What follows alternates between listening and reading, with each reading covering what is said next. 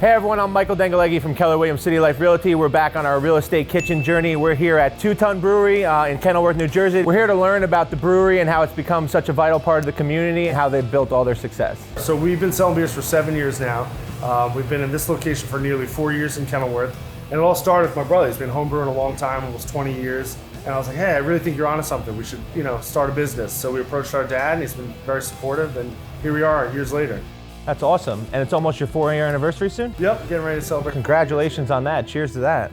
So before here, I was a teacher for 5 years. I taught special ed. It was a great job. It was very rewarding, but I was getting a little burnt out. And I saw this opportunity at the time. Craft beer was exploding in New Jersey, and I really wanted to get on the train, on board with that. And my brother's skills, so we took the plunge together. I'm an educator as well, and this is my passion. It really fills my bucket and fuels me, keeps the fire burning in the belly, as it were.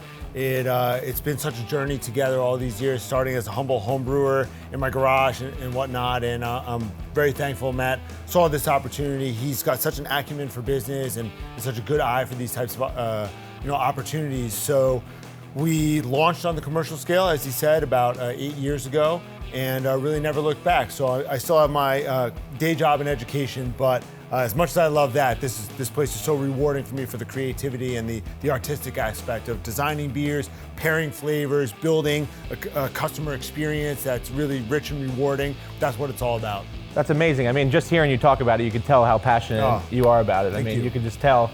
It's the same way I was when I was in the kitchen. When you see special ingredients, you get an idea, it comes to life. And it's just like, you let the food and the ingredients inspire you. You see something, and you're like, I would have never thought that'd make a great beer, a great dish. But then you taste it, you're like, oh my God, this is blowing my mind. For sure. So that's awesome. That's an incredible story from both of you on that. Yeah, so I actually did a semester abroad in Germany in college, and I never really drank beer or alcohol or whatnot before that. And then I discovered the flavors in Germany are so amazing, and each city has its own unique style of beer. So a Berliner Weiss, a Weiss beer in Berlin, is completely different from a Weiss beer in Munich.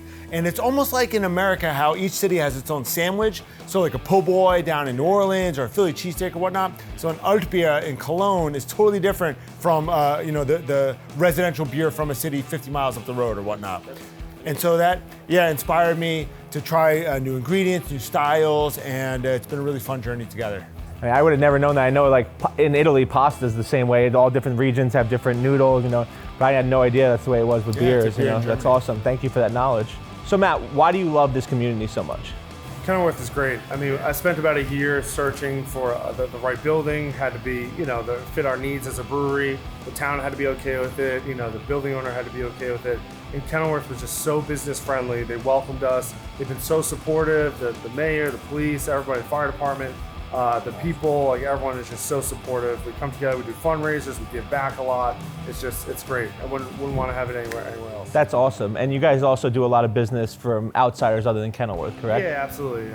Mostly Union County, we get a lot of people, but we do get a lot of folks passing through from New York or out of state.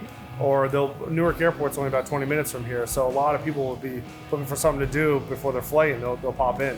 Tell me about the concept of the brewery. So 2 ton of hops, ton of grain, big bold flavors. I really want to push the envelope in respecting the tradition of craft beer, but also bringing it into the 21st century. So honoring the brewmasters that have come before us, but bringing in new ingredients, new processes, and new ideas, so it has a fresh take, if you will. And then from there, we build off that idea, say, okay, how do we create a warm and welcoming space? How do we create a space that's family friendly? People want to bring their kids on a Sunday afternoon. You want to bring your dogs into the beer garden, play some cornhole. That's what we're all about. We love live music. We love the opportunity for events. There's board games on the shelf. There's video games on the wall. Have yourself a good time. Enjoy craft beer and enjoy a few laughs with friends and family. That's awesome. I think it's great that you try to cater to everyone and not just people that drink in the beer. Yeah. How has your business evolved over the past few years? We had to survive a tough time. There's a lot going on in the past couple of years, so we had to pivot and find ways to evolve, to be successful and survive. So one of the things we did was really invest in ourselves in beer outside of here and distribution. So we purchased a canning machine so we could can any quantity of beer that we want, that we brew, which was a game changer for us. And we got into some larger accounts throughout the state, and that's really helped us. On top of that, we started brewing the house beer for a really popular bar down the shore. So we're like their main house beer, which has been great for us. And things like that, just always finding ways to evolve and adapt to be successful. Yeah, I mean, adversity, that's what this business is about, dealing with adversity and adjusting. What was the place that you brew the house beer for? So it's the Asbury Park Beer Garden and Fest Hall. Oh, Asbury awesome. Park, yeah. That's great. I've been there. It's a great place. Yeah, definitely recommend it. Yeah. All right, guys, so if I'm walking in the door for the first time, what are some of the must-haves? Oh, that's a great question. I mean, we like to keep a nice variety on tap, so there's pretty much something for everybody. But our bartenders do a great job of kind of feeling people out and guiding them. Hey, if you like sweet, if you like hoppy, if you like sour.